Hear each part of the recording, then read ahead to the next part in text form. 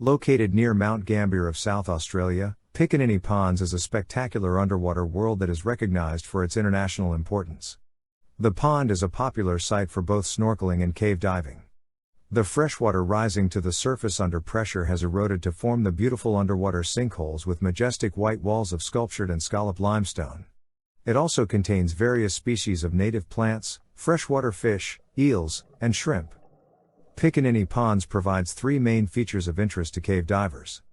The first pond is an open depression about 10 meters deep with a silt floor and vegetated fringe supporting much aquatic life. The second one is the chasm, a sinkhole with a depth of over 100 meters. And the third one, named the cathedral, is an enclosed area with limestone formations that have a depth of about 35 meters.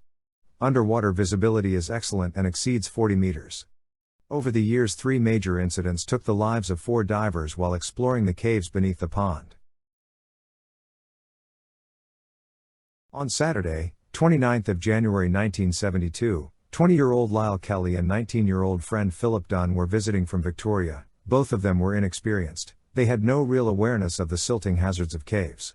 At 4:30 p.m., they started their first dive with scuba cylinders which were only a third full, and after exploring the main chasm to a depth of 30 meters, they decided to have a brief look in the cathedral, at the western end of the vertical fissure.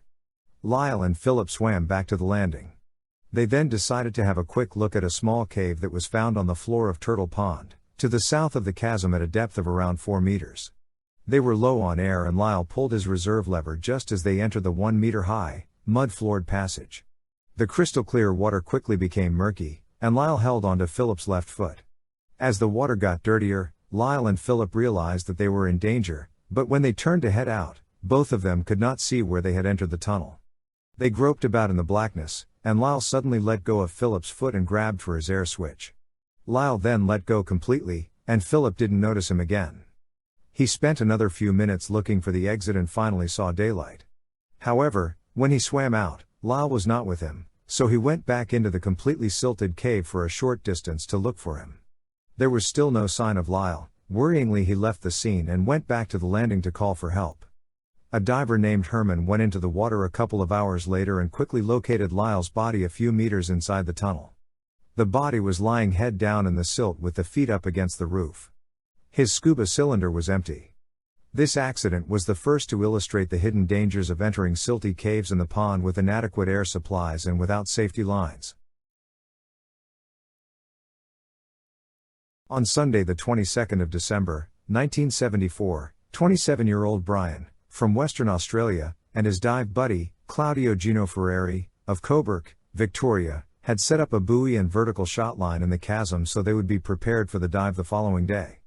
Brian had been diving for about 2 years, but this was probably the deepest dive he was attending, and he was poorly equipped, carrying a plastic non-diver's waterproof torch and an open reel that contained a green shark fishing line. At 8:30 a.m., on Monday they put on their single scuba cylinders and other equipment and swam out to the buoy. They continued down the shot line and reached the bottom of the chasm at about 30 meters. There Claudio picked up the weight at the bottom of the shot line. Then they entered the narrow tube called the dog leg, which dropped vertically to a depth of 60 meters from that position.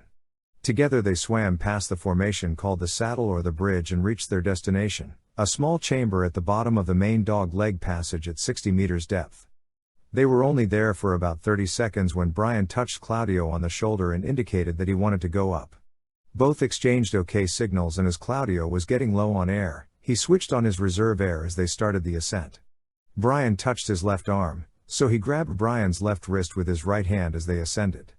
As they were passing through 45 meters, Claudio started to have trouble breathing from his nearly empty cylinder, and to his surprise, Brian suddenly stopped ascending.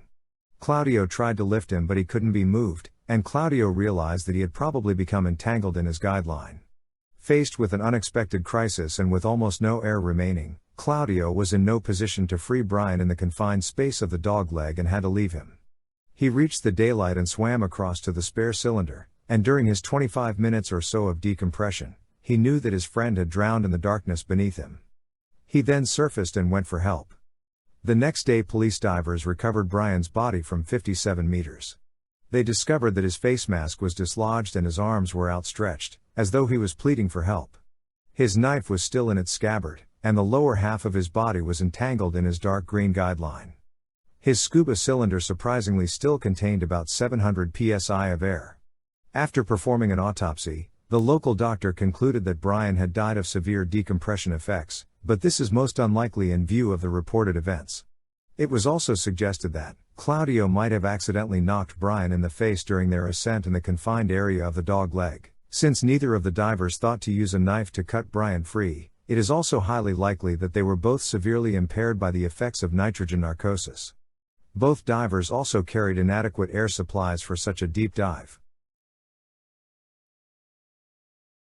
John and Barry were very good friends and had done a lot of diving together, including a considerable amount of sinkhole diving, but Barry did not have any cave diving qualifications. John was 28 years old and had gained his CDA, a Category 2 cave diving qualification, in August 1983, some 8 months before the accident. Barry, who was 31 years old, had gained his basic scuba certificate in December 1981, but he had never been able to gain formal cave diving qualifications because of work commitments. John informed his wife the night before the accident that he intended to do a quick dive the next morning, as he had an appointment around 10 a.m. John prepared a comprehensive dive plan for the deep dive, and early on Saturday, the 7th of April, 1984, he headed out to the pond to dive with Barry. At about 9 a.m., 2 Victorian cave divers named Gordon and Roger arrived at the car park and prepared to do a dive themselves. They noticed another car there already, so they walked out to the landing and looked for bubbles, but saw none. A short while later, they got into their gear and entered the water at around 10:15 a.m. They descended to the start of the dog leg, at a depth of 30 meters, and were surprised to find a scuba cylinder secured by a lanyard to a wall projection. It was equipped with 2 regulators, and a 3 mm white guideline was tied off nearby, dropping down into the dark chimney-like tunnel. The vertical guideline was rigid, and as there were no bubbles rising out of the dog leg, Gordon and Roger had a horrible feeling.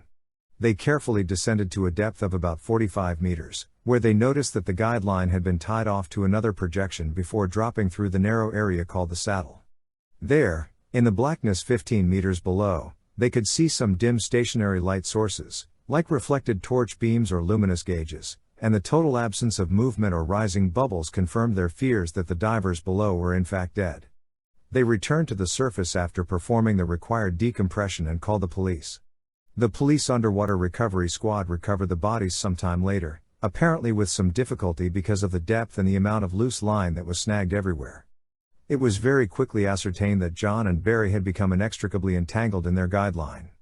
Both of them had wrapped themselves up in the line so badly that it was wrapped right around their bodies several times.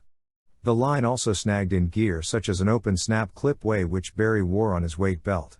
Despite their difficult situation, one of the divers had still demonstrated the presence of mind to try to gather up the loose guideline by hand, and as the accompanying picture shows, he was still holding the loops in his hand when the police retrieved their bodies. The maximum depth indicator on one gauge showed that they had reached a depth of 68 meters, which was more than 30 meters deeper than the maximum permitted depth at this location. It is most likely that they had turned around to begin their ascent when they became entangled in the silty confines at the bottom of the dog leg, and as they would almost certainly have been severely affected by nitrogen narcosis. Also, they had little hope of sorting out the problem before their single cylinders ran out of air. Only one in a total of 6 divers involved in the incidents had the adequate qualification required to cave dive, and they all wore single cylinders. Nitrogen narcosis almost certainly caused Brian, John, and Barry to lose control of their lines and eventually got entangled with them and drowned. If you have made it this far, I want to thank you for watching. If you want to support us, leave us a like, share, or comment your thoughts below. And if you enjoy stories related to true crime, unfortunate events, horrors, and mysteries, make sure you subscribe to our channel so that you don't miss any of our uploads. Until then, see you next time.